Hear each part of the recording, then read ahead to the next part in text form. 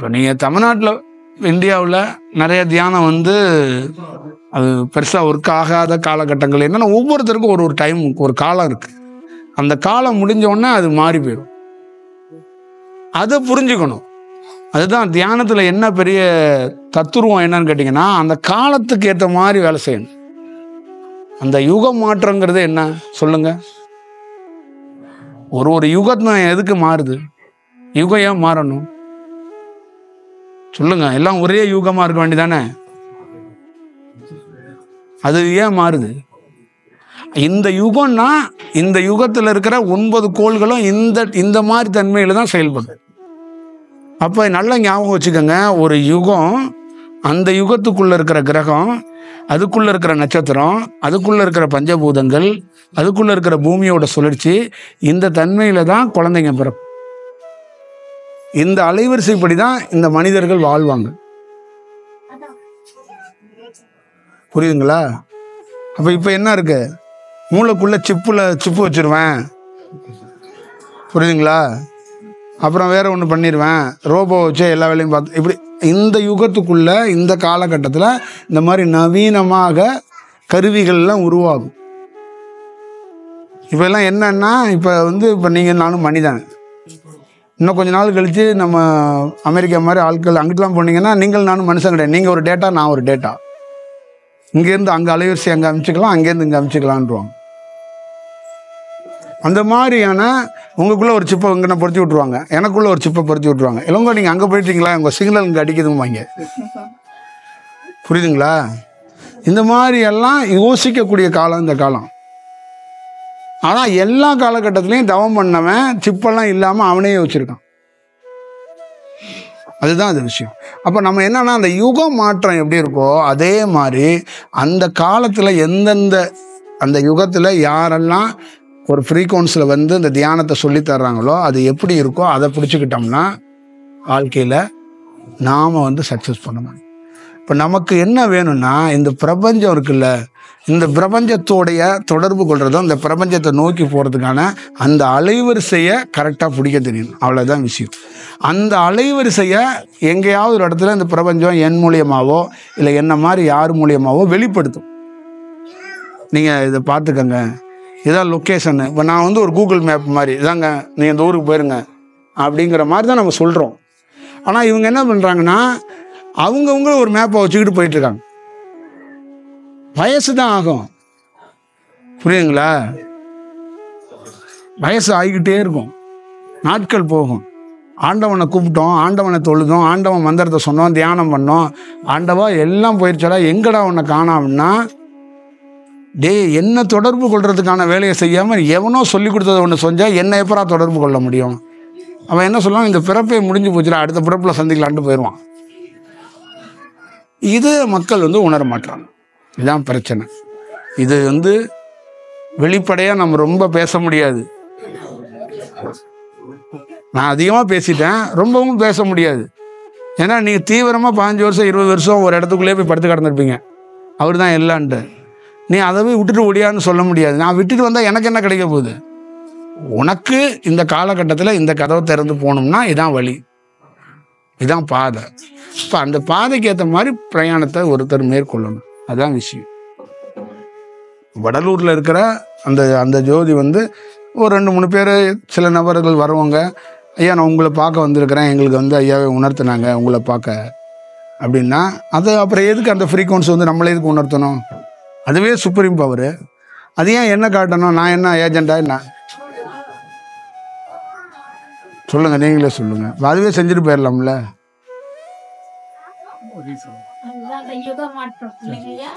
அதுதான் அந்த யுகம் மாற்றத்துக்கு என்னன்னா, இந்த காலகட்டத்தில் இவர் மூலியமா ஒரு வேலை கொடுத்துருக்குறோம். ஆமா, ஒரு வேலை. நீங்க மகான் கூட பார்க்க வேண்டாம், அது ரொம்ப பெரிய வார்த்தை. சாதாரண ஒரு கொரியர் பாய் கூட மாதிரி கூட பாருங்க, ரொம்ப எளிமைப்படுத்திக்கங்க. நான் என்ன சொல்றேன்னா, அந்த இதெல்லாம் உடப்போம். ஒரு இந்த காலகட்டத்துக்குள்ள ஒருத்தர் வர்றாரு, அப்ப அந்த காலகட்டத்துக்கு உள்ள ஒருத்தர் போய் பாருங்க. அவர் வந்து அதுக்கான சொல்யூஷன் அவர் தான் கொடுக்க முடியும். இப்போ நீங்கள் இருக்கீங்க, நான் பகிரங்கமாக சொல்லுவேன், இல்லைங்கோ டாக்டரே இருந்தாலும் நீ மாத்திரை எடுக்கணுமா ஊசி எடுக்கணுமாங்கிறத அவர் டெஸ்ட் எடுத்து தான் சொல்லுவார். நான் டெஸ்ட் எடுக்காமே சொல்லிடுவேன். புரியுதுங்களா? அவர் அறிவியல் வந்து அவர் போய் ஆராய்ச்சி பண்ணணும். நான் ஆராய்ச்சி பண்ணாமல் 2 செகண்டில் கண்ணை மூடிட்டு சொல்லிட்டு போயிடுவேன். அந்த டெஸ்ட்டுக்காக அவர் 5 நாள் உட்காந்துருப்பார். அது வந்து அது கன்ஃபார்ம் பண்ணி அவர் ஆரம்பிப்பார். புரியுதுங்களா? இதுதான் இது விஷயம். இது இது இதை வந்து அறியறதுக்கு பல ஆண்டுகள், அவங்களுக்கு எப்படி ஒரு படிப்புக்கு 4 வருஷம் 5 வருஷம் ஆகியிருக்கோ அந்த மாதிரி பல ஆண்டுகள் தயார் பண்ணி இது பிரபஞ்சத்திலேருந்து ஒரு விஷயம் கிடைக்கப்பட்டு அந்த கிடைக்கப்பட்டதை துல்லியமாக ரொம்ப விலகி போயிடாமல் வேறு மாதிரி ஆயிராமல் கவனமாக அதை மக்கள்கிட்ட கொடுக்கப்படணும், கடத்தப்படணும். இப்போ இதோட நோக்கம் என்னன்னா, ஒரு தியானம் பண்ணுறவன் வெட்டியாக போயிடக்கூடாது, நாட்கள் வீணாயிடக்கூடாது, அவன் சரியான பாதைக்கு டைரக்ஷனை திருப்பணும். அவ்வளோதான் விஷயம். இதுதான் ஒவ்வொருத்தருக்குள்ள இருக்கிற நோக்கம். எந்த காலத்திலையும் யுகத்திலையும் ஒருத்தர் அவதரிக்கிறவர் தன்னை கும்பிடணும்னு ஒருத்தரும் வரமாட்டாங்க. ஏன்னா அந்த கும்பிட்ற கான்செப்ட் எல்லாம் அவங்க அறுத்தாதான் ஞானமே கிடைக்கும்.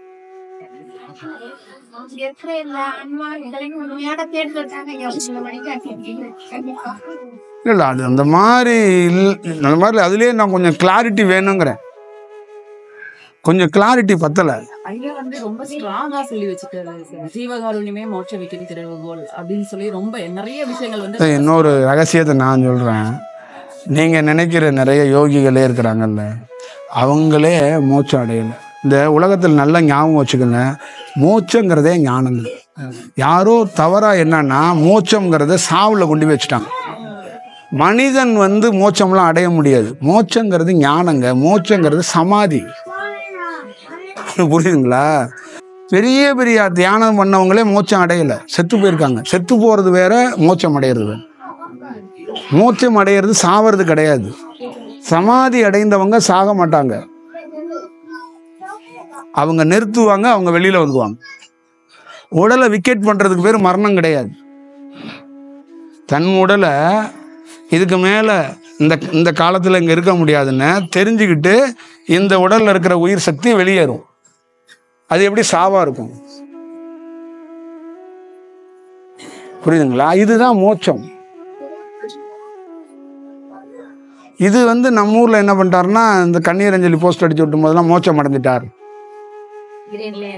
இறைநிலையாட. அப்படிலாம் இல்லைங்க. அது அந்த மோட்சங்கிறதே ஞானம், அது உயர்ந்த செயல்.